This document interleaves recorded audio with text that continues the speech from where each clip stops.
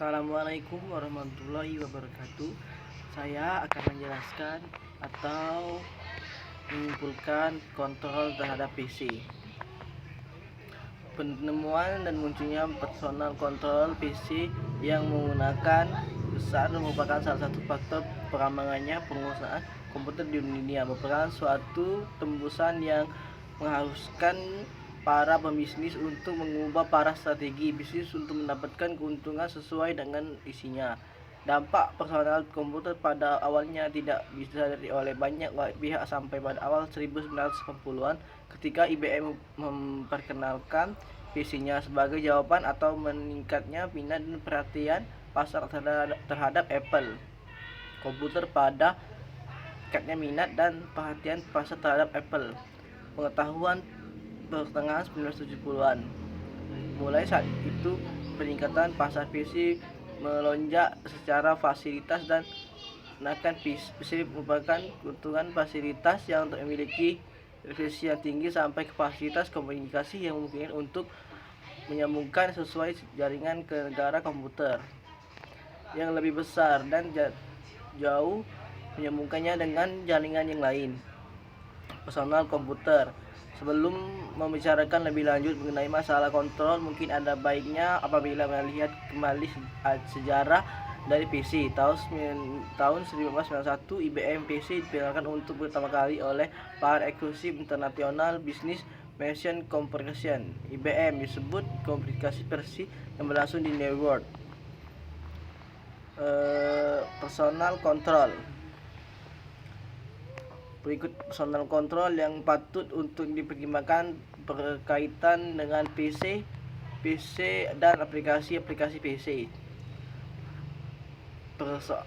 Persoalan manajemen, integrasi sistem aplikasi, peraturan pedagang barang, peraturan untuk perdamaian atau pembeli PC harus dibuat dan dirumuskan secara tertulis dan resmi. Prosedur administrasi untuk pembeli PC harus diterapkan, dipatuhi dan informasi kepada semua departemen. Apabila mungkin pustaka semua pembelian melalui departemen pembelian. Justifikasi atau pertimbangan yang kuat. Proposal untuk pembelian perdagangan PC harus secara resmi formal diproses dan diputuskan oleh manajemen setelah dipelajari dengan cermat. Formulir tertentu bisnis case harus diisi lengkap dan oleh user yang membutuhkan PC dan rinciannya. Alasan akan kebutuhan PC, rincian hardware, harga PC, apakah akan digunakan di jaringan atau setel oleh software yang dibutuhkan oleh PC, rincian keuntungan yang bisa didapat apabila menemukan dalam bentuk nilai uang, otoritasasi manajer departemen terkait dengan ICT.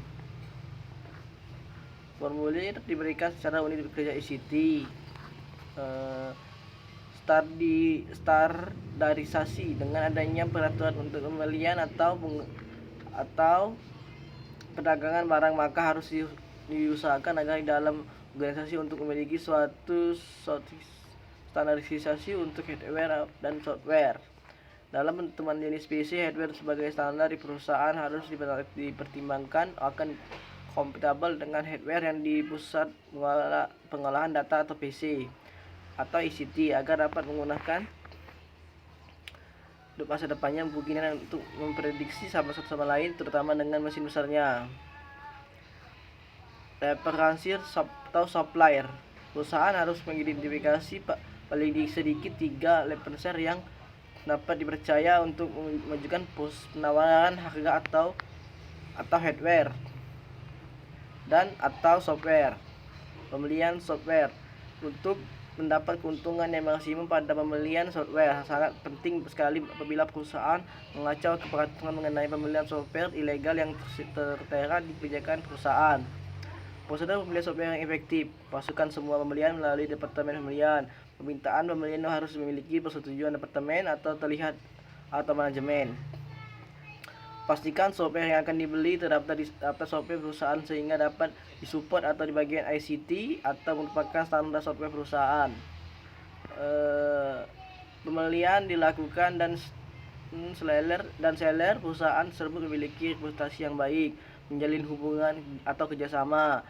Pastikan agar semua dokumentasi atau buku panduan kartu registrasi, dan lain-lain diberikan pada saat penyalahan software. Pastikan lisensi yang diberikan sesuai dengan pemakaiannya. Pemakaian tidak diberikan untuk membeli dari atas nama perusahaan. Pastikan agar software tidak dapat di-download sendiri dari internet tanpa izin dari manajemen. Perusahaan manajemen. Setelah pembelian PC disetujui oleh langkah selanjutnya adalah pengontrol aktivitas yang akan dilakukan dengan PC tersebut. Pengembangan sistem. Soalan pertama adalah menentukan sistem apa yang akan dikembangkan di PC. Bagi perusahaan yang memiliki komputer besar, penentuan harus dipertimbangkan secara kritis. Mengikat cara mendengar sistem dengan menggunakan mesin besar agar berbeda dengan pengembangan sistem PC. Integrasi sistem aplikasi. Secara umum, PC memiliki aplikasi kontrol akses yang lemah dibandingkan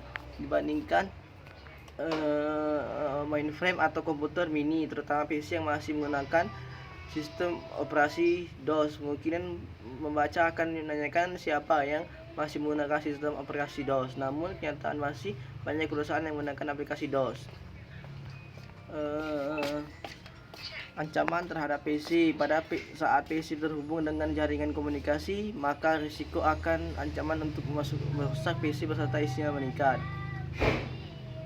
Beberapa ancaman akan disebutkan di sini, yaitu hacking dan crimeware atau virus. Terus peraturan manajemen. Peraturan mengenai penggunaan internet atau email. Standar prosedur operasi untuk bagian ICT.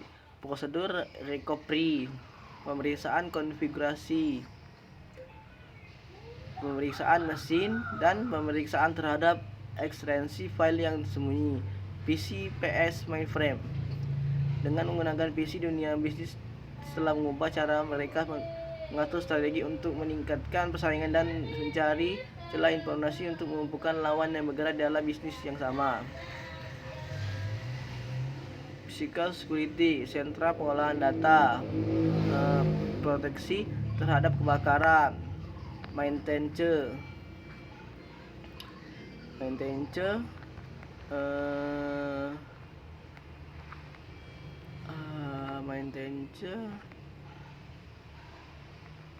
maintenance. Software security, logical security, menggunakan software utility, pengontrol terhadap aplikasi yang dibuat, menghilangkan file, persoalan administrasi, pembelian, operasional. Saat darurat biasanya setiap memiliki mesin bisa memiliki brosur yang untuk disaster recovery. Ini saja yang saya sampaikan. Saya Al-Hadi Baki. Saya pamit. Wassalamualaikum warahmatullahi wabarakatuh.